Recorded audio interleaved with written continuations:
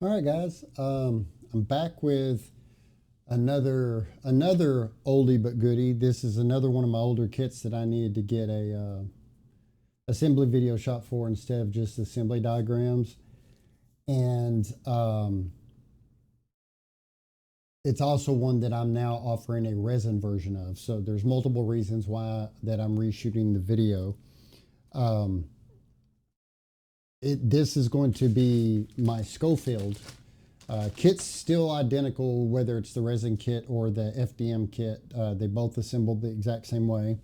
So let's go ahead and switch over here. Let me get my little bit of glasses here and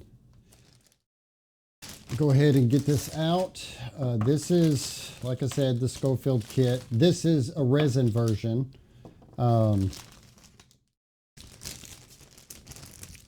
Get this built. Put that over there. All right, first of all, we've got our barrel. And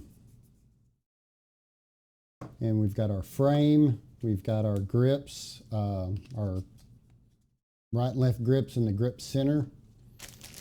Let's get our little bitty parts and stuff out here. All right. I'm feeling kind of like crap today, so y'all bear with me. So we've got our orange tip. We have our trigger guard. I didn't do a very good job cleaning these up. There's the trigger.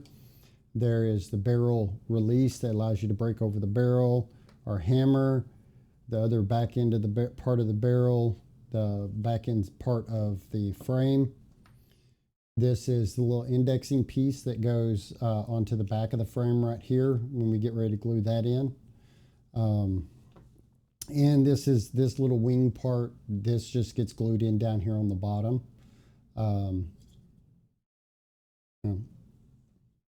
This gets glued in down here on the bottom like that.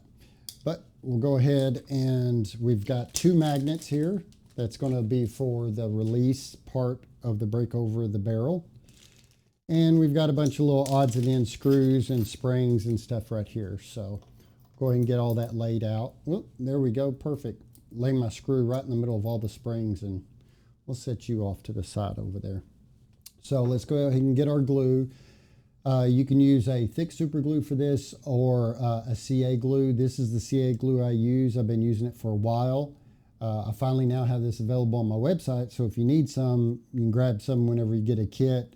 I actually sell it below what the normal retail is of it, just because I wanted you guys to be able to have a way to get glue and stuff all at the same time when when you get a kit or whatever. Various screwdrivers and crap. We'll get all that in a minute. So what we'll go ahead and do is we'll start with the barrel, and we'll start with this little piece that goes on the back of the barrel. If you notice, there's a round part and it's got some notches down. We're going to screw this in. It's going to be with the notches facing up like that. Let me go ahead and clean out this one little piece we got here. Ugh. Sorry, my nose is itching like crazy today for some reason. I think I got into some, like, not weeds, but pollen and stuff outside because it's starting to get to that time of the year here. So what we're going to want to do is, through all our screws here, we need to go through and we need to find, oops, I got a runaway, got runaways. We need to get the 4 little flat blade screws, the shortest of all of them that's there. And excuse me. What we're going to do is this gets screwed onto the back of your barrel here. And we'll put one screw in and we'll go ahead and these screws, whether it's the FDM or the resin kit, they will cut their own threads. They thread in without a problem. Make sure that you're not holding the barrel here and screwing and putting too much pressure on the back part of this barrel. I like to hold it right here. I've had some of you guys like holding here and end up messing your barrel up. Always try to support wherever you're screwing, putting screws in and stuff, because a lot of times you're pushing a lot harder than you realize. You don't have to push hard on these. They're just a pain in the butt because then they're flat blade screws. So And they don't tighten in super tight. You just screw them in until they stop.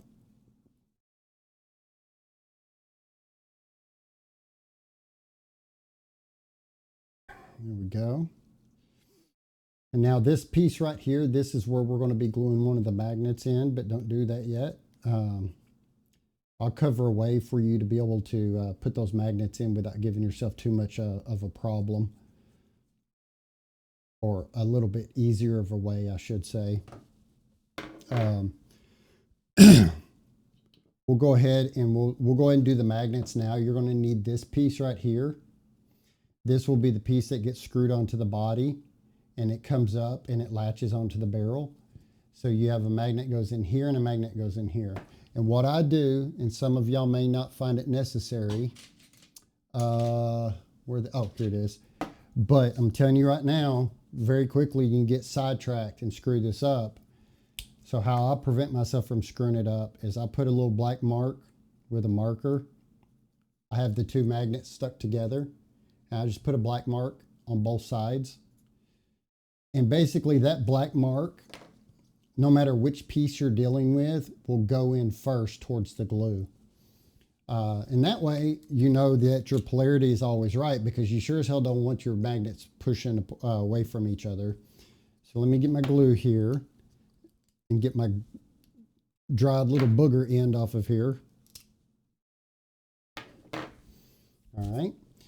So what I do is I just leave the magnets stuck together, and I come in here and I put just a glob of glue right down in the bottom, you see. And I'll set both magnets down in there, and then I just pull the top one off to the side. And it makes it easier than trying to handle one little magnet. So kind of push it in a little bit and get your excess glue. You know, gluing this magnet in before you paint is something that you can do.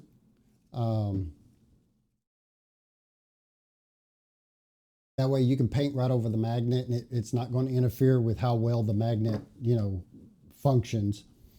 So on the back side right here, we have a little round inset for the other magnet. So I'm just going to put a drop right there. Don't go crazy, because remember, when you put the magnet and you push down, it's got to squish, you know, it's got to go somewhere. So now I'm going to take the magnet black side down and put it right in there and kind of squish it down. And see, I even put in a little too much, but you know, on this, again, this is something that you'll want to paint before, or like glue in before you paint. That way you don't have like any issues of you squishing like you're gluing stuff out. Now that that's glued, we're just going to set those off to the side. You might want to double check that, you know, they're attracting each other like they should. We'll set that off to the side. We'll go ahead and we'll come over here to this guy. We need our little round piece, and then this little piece that I was diddling around with there. Now this piece right here, you notice there's some indents on both sides. You want to put that goes on here like this, and you want to put those indents up top. That allows clearance when we screw this in. If I put it the right direction, when we screw this in, that gives clearance for the little arm and stuff in there. So this little dude, all we need to do is we just come across here. We're going to put us a little bit of glue just on the back face right there. You don't have to go crazy with it. This piece doesn't have like really any pressure on it. And push that down in there. I'm going to go ahead and hit that with some glue, or some activator, I should say. And we'll get that down in there. Again, you'll want to glue this on before you paint. That way that you can, you know, and that's the great thing about the resin is, unlike the FDM where you're going to have to do some priming and sanding and stuff like that, you know, to get it to whatever finish you want before you start painting, the resin, you can pretty much start painting right over the top of it right away. Spray paints, airbrush and stuff all stick to this just fine. There's no issues with that. So this little dude we're going to glue in. It's got an angle going forward. Get that little boogie off of there. Basically, we're going to want to put it in so that your angle is coming, you know, at this angle right here. I mean, you could put it in upside down, but there's not a flat side there. It's this flat side and this flat edge that you're going to want to put in just like that.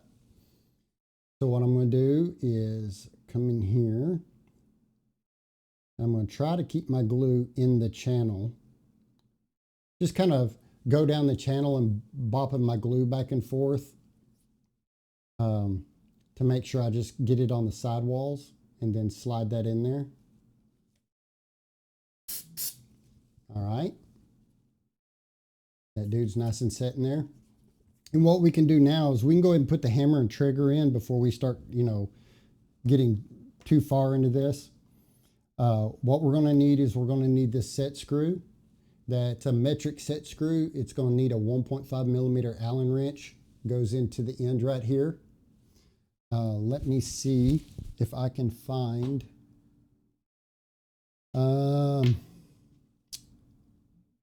Shoot. All right, just a second. All right, I had to go get my handle out of the shop. Now I've got to find the correct tip here. It's one of these. Very helpful. Like I said, one of these days I'll have all my ducks in a row and actually have everything where I need it when I get ready to do one of these videos, but I doubt that will ever happen. So you've got top hole and bottom hole here. The bottom hole is going to be for the trigger and the top hole is going to be for the hammer. And matter of fact, let me see which way is going to be more visible for you guys. Probably we'll put the hammer in first because you guys can see down in there. This is where the spring, this bigger spring is going to set down in there. So I'm going to take my set screw and just put it to this bottom hole. And what I do is I give it about a half a twist, look at another angle, do about another half a twist, and it'll thread itself in. What we're wanting to do is make sure that we're starting straight into the body. And by looking at two different angles, you can make sure that you're starting straight. And this will cut its threads. So go ahead and screw this in, and I will screw them in until it starts to protrude right there and stop, so that I can take the hammer and set the hammer down in there. And now what you'll want to do is you'll have to hold your tongue just right and start screwing this in until you hit the hole in the trigger there. Now, what you want to make sure is if you miss the hole and it starts hitting the side of the trigger, you're going to start bowing out the side, like right there. I pulled it out. I missed it just a little bit. So I just wiggle it around till I find the hole. And then we just get the screw in. Screw this in and it'll contact this other side over here. And you want to go to your flush and your flush. Now, what we need here is this longer screw. The longer, you've got two bigger screws here. You see the size difference in the thread. You want the smaller of the two. This is going to go in and screw in and hold your hammer in place. So what we want to do is, if you look down in here, you'll see the little screw pocket. I'm just going to set that down in that screw pocket just like that. Then on the back of the hammer, you see another screw pocket. I'm going to take this and set that down in there just like that. And you can look through the body and move this until you can see through the body. And you should be good right there. Well, what we should have done is we should have started, well, there we go, never mind. Just push it through. You'll kind of just wiggle it around till you make sure you hit the hole.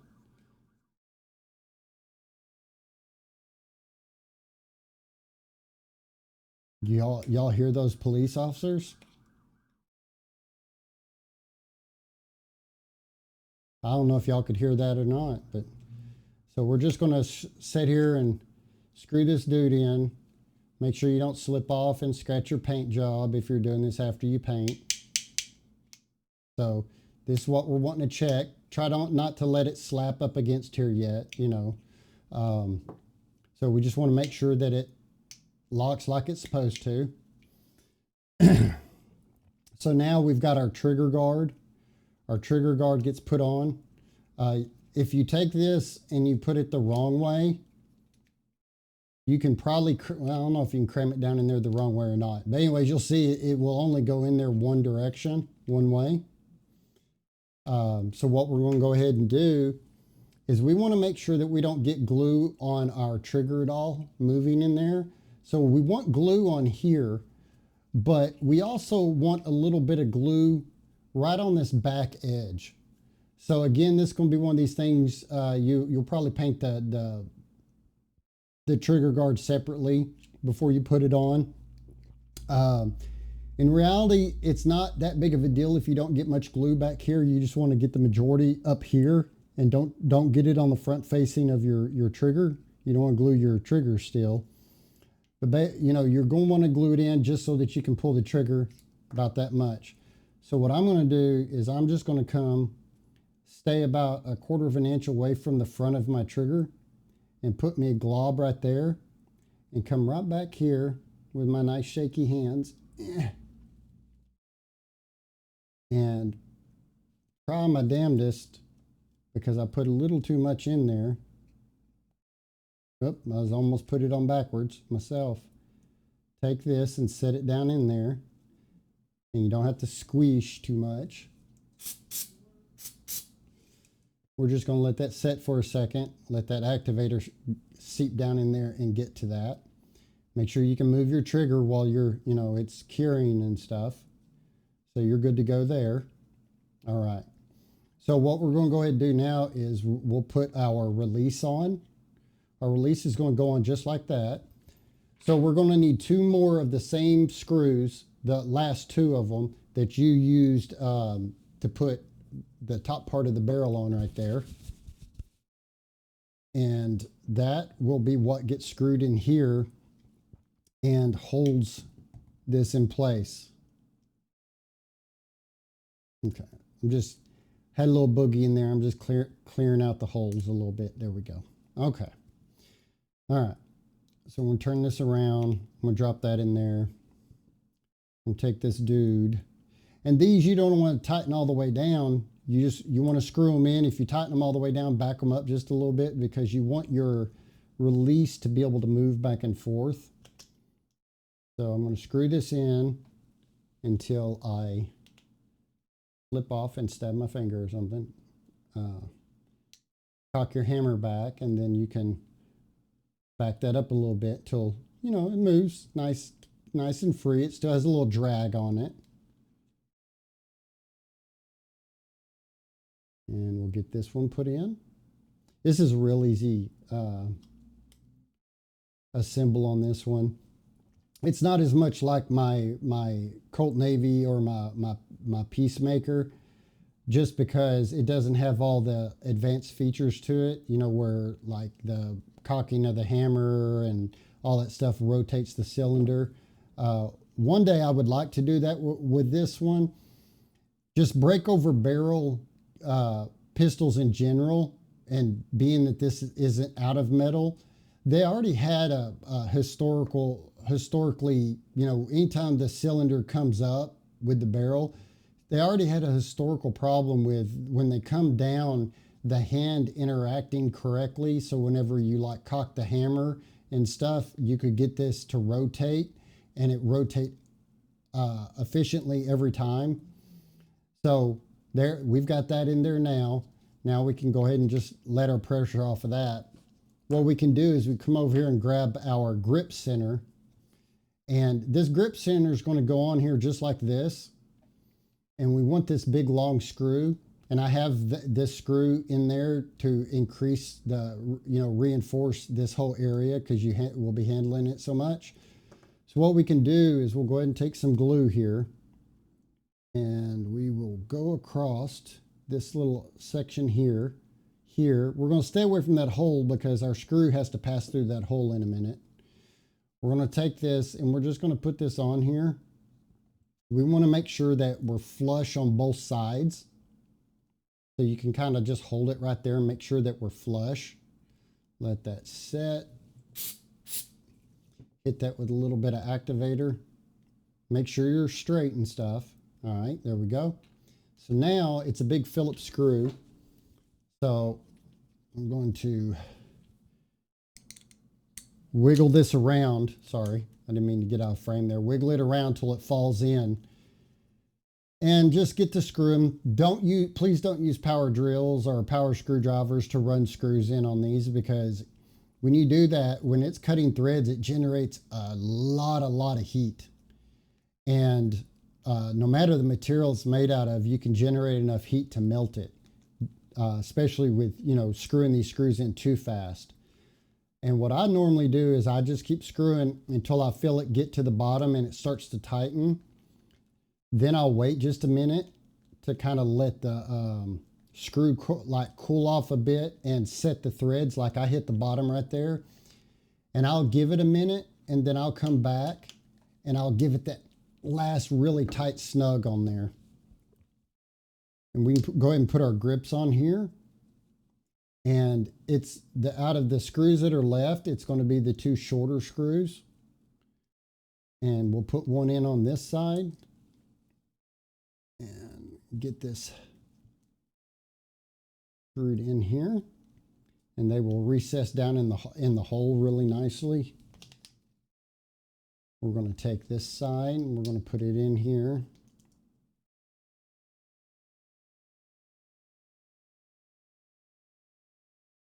And we're going to screw that in until it gets a little snug.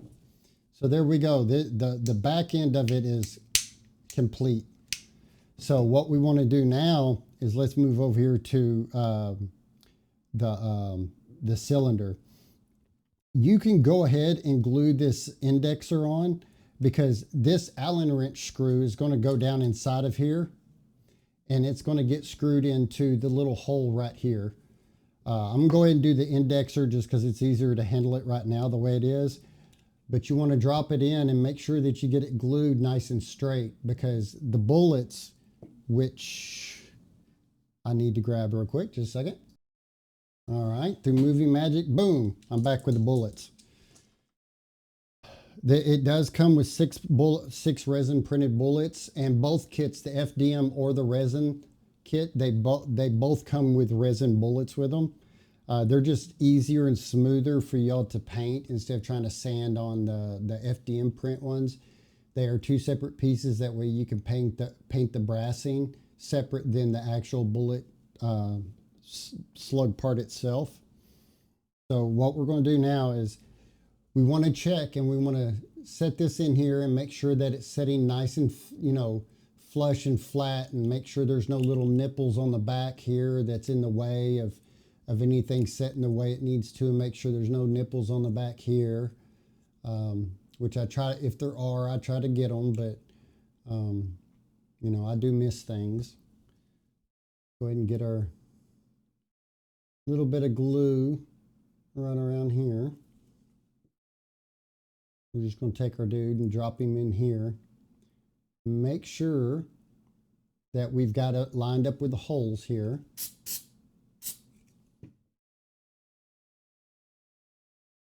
Okay.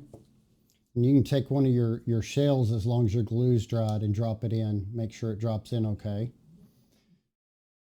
So now we want to get us an Allen wrench that is going to fit our little Allen screw here. And we got to wiggle it until it drops in. Now this is the one that you want to be really careful about. It goes in this little hole. What I do is I'll slide it together and find a good steady way for me to hold this, because when you screw the screw in, you want to make sure that you start it straight. So starting it straight, really, the biggest part of it is holding your cylinder straight, and making sure that's all good to go.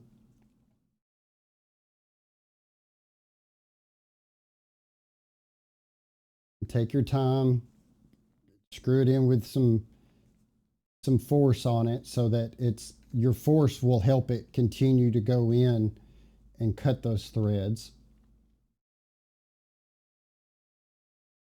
It probably was a bad choice for me to get a ball end Allen, but that's what I had available to me.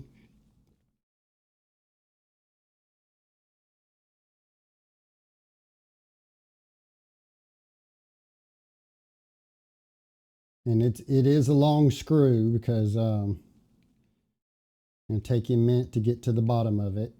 See? So that's about how far away we are right now. So I'm just going to keep going.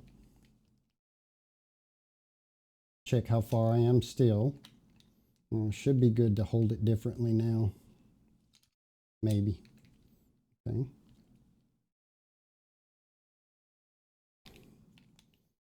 We're getting there. Like I said, it's a long threaded screw. Almost done.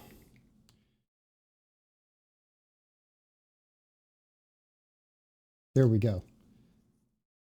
So you don't want to go super tight. You want to make sure that you can still rotate it, and that, you know, like I could go a little bit more, and if I go too much, I can't rotate it. So I'm going to loosen that just a little bit. So there we go. Nice rotate. And I left the back end open, so as time goes by, you can always adjust that screw. You know, because as time goes by, you'll wear your paint down where you painted things separate, and the gap will increase. Now this guy's going to go on just like this. And see, it automatically, like it wants to lock right away, just because of the magnets holding, you know, pulling its way into there. So I'm going to go ahead and cock that together. So if you notice, one of these holes has like multiple steps in it and the other one doesn't. What we're going to do is the one that doesn't have the steps, excuse me, we're going to put our flat blade screw in from this side, which is the only screw that's left. And we're going to screw this dude together, or just get it to thread through and get to the other side. Because the other side is a press-in nut. Okay, so we're in. It doesn't really tighten down in there. So if you see the end of it there, and now this little press-in nut right here, if you notice, one side has a little lip on one side of it. It's got like, looks like little teeth. We want to put the teeth side facing down and not drop it, which I did. There it is. See, I could cut that out, but I'm not going to, because that's the fun of model making. Except for one thing, I ran my chair off of my mat. All right. If you don't drop at least one thing when you're building a model, then you didn't do something right. So what you're going to want to do is kind of press this down in here and make sure that it's kind of straight. Well, not kind of, that it is straight. And you kind of want to hold your finger on it. And you need to make sure that it starts and threads. It's not cross-threaded or anything. And as you tighten, it'll pull that nut down in that hole.